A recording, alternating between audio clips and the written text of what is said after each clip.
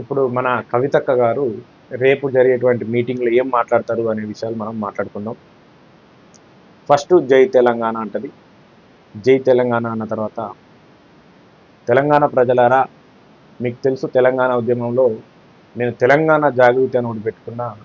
ఆ దుకాణం ద్వారా ఆంధ్రోళ్లను, ఆంధ్ర విద్యా సంస్థలను, ఆంధ్ర వ్యాపారులను బ్లాక్మెయిల్ చేస్తూ బాగా దండి ఆస్తులు సంపాదించిన, మీ పేరు చెప్పుకొని ఒక 300 కోట్ల ఇల్లు కట్టుకున్న, తర్వాత ఇంకొక 300 ఎకరాలల్లో ఫామ్ హౌస్ కట్టుకున్న, అమెరికాలో కొద్ది రోజులున్న తర్వాత తెలంగాణకు వచ్చిన తర్వాత ఒక బ్యూటీ పార్లర్ పెట్టుకున్న, ఏదో నా బతుకు నేను ఎడుస్తూ ఉంటే అద్భుతంగా తెలంగాణ అనే వాదాన్ని మా అయ్య ఎత్తుకున్న తర్వాత మా బతుకులన్నీ మారిపోయినాయి. తర్వాత నేను పార్లమెంటుకు పోయినా, తర్వాత మొన్న జరిగిన ఎన్నికల్లో నన్ను ఓడగొట్టిన మా అయ్య మళ్ళీ బ్యాక్డోర్ పద్ధతిలో నన్ను డైరెక్ట్ ఎమ్మెల్సీని చేసిండు. ఇట్లా తెలంగాణ పేరు చెప్పుకొని నేను, మా అన్న, మా బావ, మా ఇంకో అన్న, మా కజిను, మా అయ్య తెలంగాణ పేరు చెప్పుకొని బాగా బాగుపడ్డాం.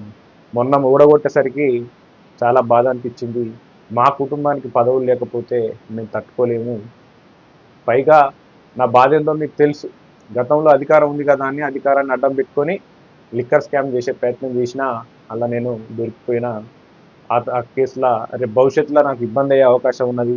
మీరు కనుక మళ్ళీ నాకు ఓట్లేసి గెలిపిస్తే, మా పార్టీకి పట్టం కడితే, నేను ఆ లిక్కర్ కేసులో ఏదో రకంగా బార్గెనింగ్ చేయడమో, లేకపోతే వాళ్ళతోటి ఏదో ఒక సంప్రదింపులు చేసుకొని రాజకీయ ఒత్తిడి తీసుకొచ్చి తప్పించుకునే అవకాశం ఉంటుంది. కాబట్టి గతంలో 10 ఏళ్ళుగా మా మీద అయితే ఎట్లయితే అభిమానం చూపించిరో అదేవిధంగా చూపించి మమ్మల్ని, మా కుటుంబాన్ని మీరు 3 పువ్వులు 6 కాయల్లా మమ్మల్ని దీవించాలని చెప్పేసి కోరుకుంటున్నా. జై తెలంగాణ. ఇట్లా మాట్లాడు. ఇప్పుడు మాట్లాడినట్టు నీళ్ళు వస్తలే, ఉద్యోగాలు వస్తలే, లేకపోతే ఆ, రైతు బంధు వస్తలే అన్న బాధ వీళ్ళకెందుకు? వీళ్ళు రైతులు కాకపోయా, దళితులు కాకపోయా, ఏం కాకపోతే ఏంటంటే వాళ్ళకు వీళ్ళు ఓన్ చేసుకుంటారు వాళ్ళ సమస్యలు. ఎందుకంటే వీళ్ళకి ఏం బాధలు లేవు కదా చెప్పుకోనికి. ఎక్కడన్నా రాజకీయ అవకాశవాదం ఉంటే దాన్ని ఎత్తుకొని మనకు వాళ్ళు నటిస్తారు. మన బాధలే వాళ్ళ బాధలు అన్నట్టుగా చెప్పుకుంటూ ఉంటారు. అట్లా రేపు మన కవితక్క మాట్లాడే విషయాలు ఇవి తప్ప ఏం లేవాడ చెప్పుకొని. పాపం ఆమెకు కూడా బాధ ఉంది.